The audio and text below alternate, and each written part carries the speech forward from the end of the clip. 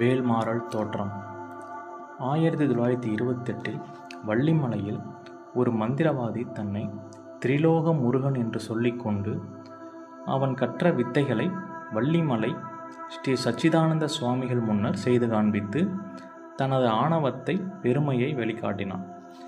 அப்போது முருகன் அருளால் சுவாமிகள் அருணகிரிநாதர் அருளி செய்த வேல் வகுப்பில் உள்ள 16 வரிகளை முன்னும் பின்னும் வருமாறு 4 சுற்றுகளாக 64 வரிகள் அமைத்து பாடினார்.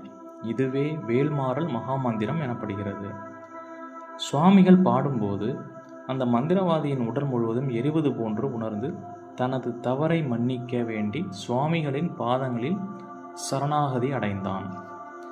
வேல்மாறல் பாராயணம் செய்வதால் ஏற்படும் பயன்: தடைகள் நீங்கும், குழந்தை பேறு உண்டாகும், உடல் ஆரோக்கியம் கூடும், எதிரி தொல்லை இருக்காது, திருமணம் கைகூடும். இது ஒரு சர்வரோக நிவாரணி என்பதில் ஐயம் வேண்டாம். முருகன் மீது முழு நம்பிக்கை வைத்து பாராயணம் செய்து நற்பலன்களையும் முருகனின் அருளையும் பெறுவோம். ஓம் சரவண பவ.